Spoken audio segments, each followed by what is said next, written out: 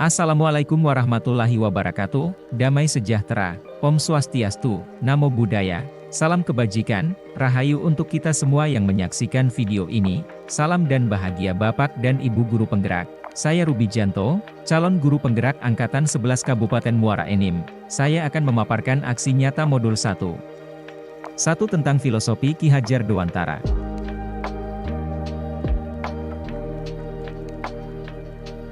Selama mengikuti pendidikan guru penggerak pada modul 1, saya merasa pembelajaran yang dilakukan oleh guru lebih terpusat pada guru. Guru lebih fokus kepada ketuntasan kognitif dan keterselesaian materi yang harus diberikan, sehingga anak tidak dapat membangkitkan kemampuannya dengan maksimal, tidak mandiri, dan tidak bebas dalam mengekspresikan dirinya selama pembelajaran. Setelah banyak membaca dan memahami literatur yang diberikan melalui pendidikan guru penggerak ini dan juga melakukan elaborasi serta kolaborasi bersama teman-teman sesama CGP, PP, fasilitator, dan instruktur, saya banyak mengerti tentang bagaimana pola pikir Ki Hajar Dewantara tentang pengajaran dan pendidikan. Hal ini memberikan kepada saya gerakan untuk memperbaiki pembelajaran yang telah dilakukan oleh guru-guru saya di sekolah. Filosofi pendidikan menurut Ki Hajar Dewantara mengetuk hati dan menyadarkan saya bahwa begitu pentingnya memberikan pendidikan yang menuntun daripada mengajar. Guru harus dapat memberikan teladan yang baik kepada murid. Maka melalui aksi nyata, saya ingin memulai sebuah kegiatan yang saya harapkan mampu membuat murid senang dan antusias dalam belajar di kelas.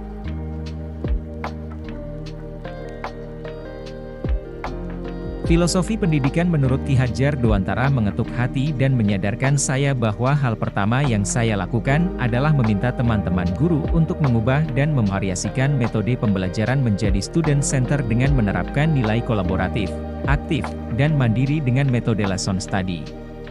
Lesson study adalah salah satu upaya pembinaan untuk meningkatkan proses pembelajaran yang dilakukan oleh sekelompok guru secara kolaboratif dan berkesinambungan dalam merencanakan, melaksanakan, mengobservasi dan melaporkan hasil pembelajaran. Begitu pentingnya memberikan pendidikan yang menuntun daripada mengajar.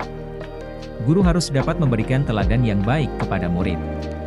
Maka melalui aksi nyata, saya ingin memulai sebuah kegiatan yang saya harapkan mampu membuat murid senang dan antusias dalam belajar di kelas.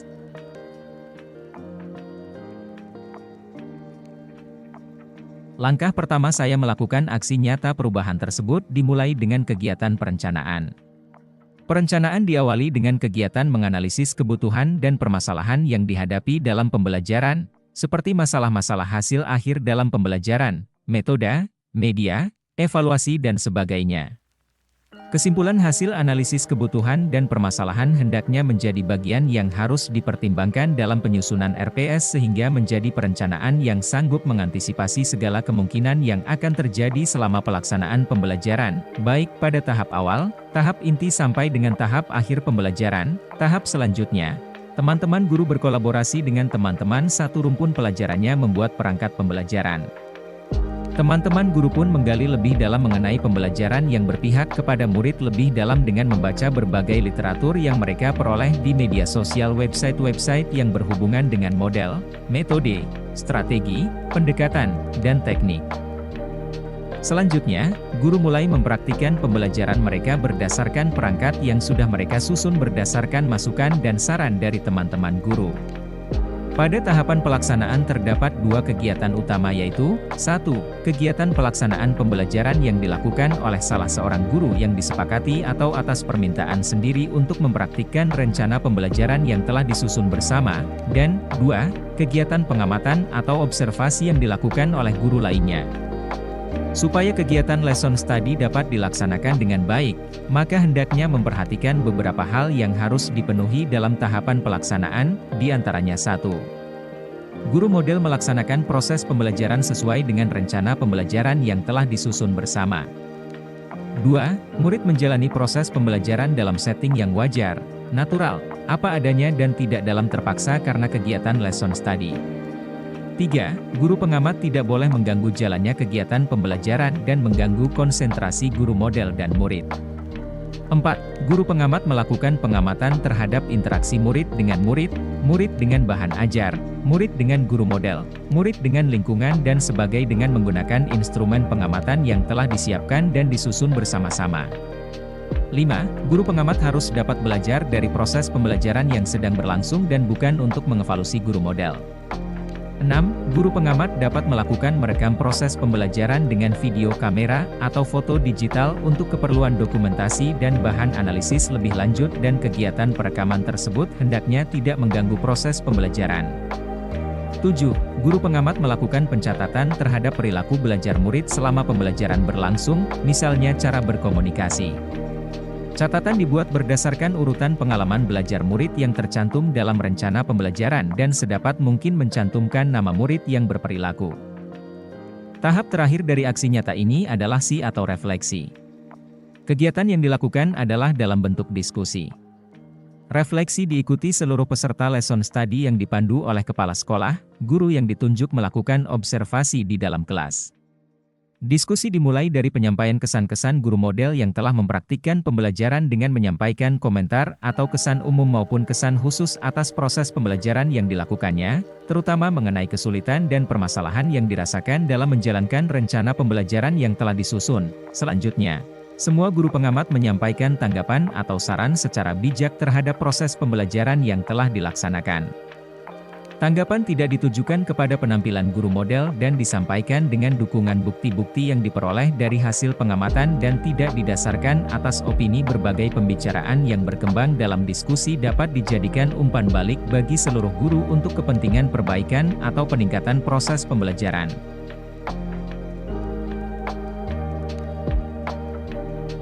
Tantangan dan solusi yang saya hadapi saat melaksanakan program ini adalah sebagai berikut. Guru, baik guru model dan guru yang melaksanakan observasi masih terlihat kaku dalam melaksanakan kegiatan ini. Lalu, dari sisi murid pun seperti masih bingung dengan pola kegiatan ini, karena mereka melihat bagaimana guru berusaha untuk bisa melibatkan mereka dalam pembelajaran, yang selama ini mereka hanya diam dan mendengarkan. Model dan strategi pembelajaran yang digunakan oleh guru membuat guru bingung karena selama ini hampir guru tidak pernah menggunakan model dan metode pembelajaran yang variatif selain metode ceramah dan penugasan. Penggunaan media pembelajaran pun masih begitu lemah. Karena hambatan-hambatan di atas, masih terlihat kental bahwa kegiatan pembelajaran masih berpusat pada guru. Namun, hal ini bisa dimaklumi karena ini adalah langkah awal dari penerapan lesson study yang belum pernah dilaksanakan oleh guru. Dan, yang terakhir adalah guru masih sangat belum terbuka dalam melakukan refleksi diri sendiri secara optimal. Solusi yang dapat dilakukan menjawab tantangan-tantangan tersebut antara lain sebagai berikut.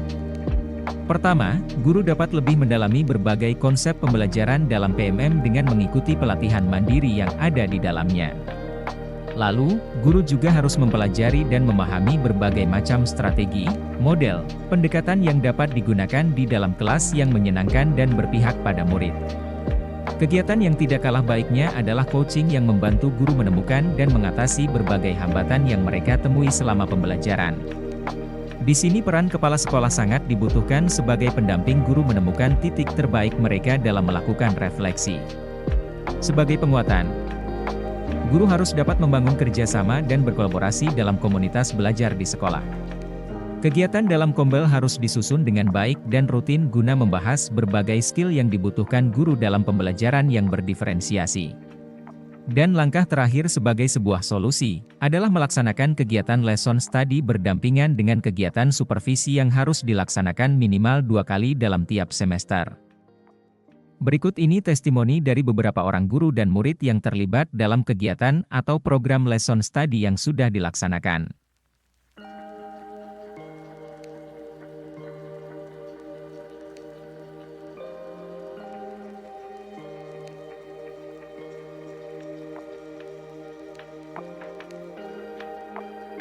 Demikianlah video aksi nyata ini, meski program dan kegiatan yang dilaksanakan masih sangat sederhana, namun kegiatan ini akan terus ditingkatkan dan dilaksanakan secara terus-menerus demi peningkatan mutu layanan pendidikan di sekolah saya.